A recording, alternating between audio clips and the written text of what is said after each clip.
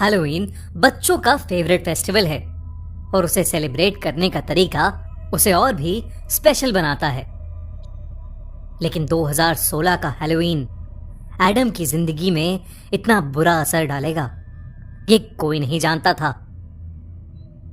12 साल का एडम एक बहुत ही टैलेंटेड और क्रिएटिव बच्चा था जो कि अपने स्कूल का टॉपर भी था।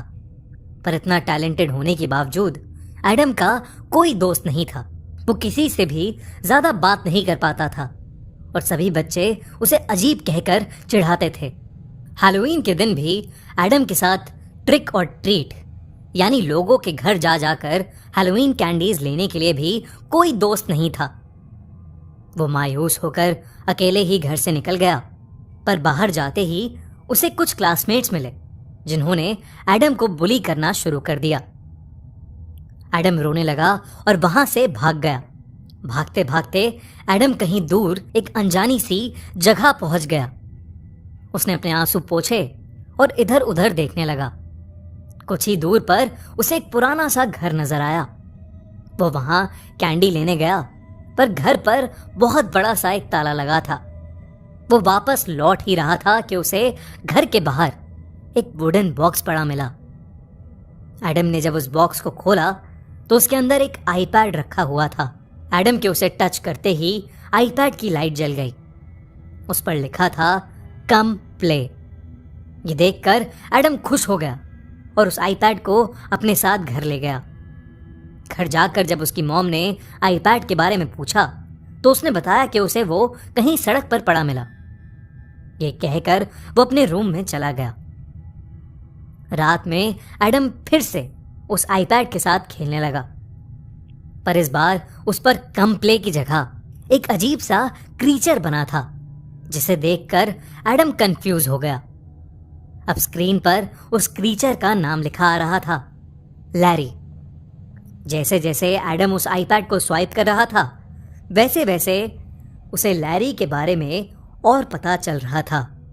लैरी बहुत अच्छा है पर दूसरे लोग उसका मजाक उड़ाते हैं क्योंकि वो अलग दिखता है। उसे कोई खाना नहीं देता और कोई उसका दोस्त नहीं है। क्या आप उसके दोस्त बनेंगे? ये पढ़कर एडम को लैरी के लिए बुरा लग रहा था। लेकिन एडम को नहीं पता था कि उसके साथ अब क्या होने वाला है। तभी स्क्रीन पर लिखा आया कि लैरी विंडोज और ग्लास के पीछे रहता है।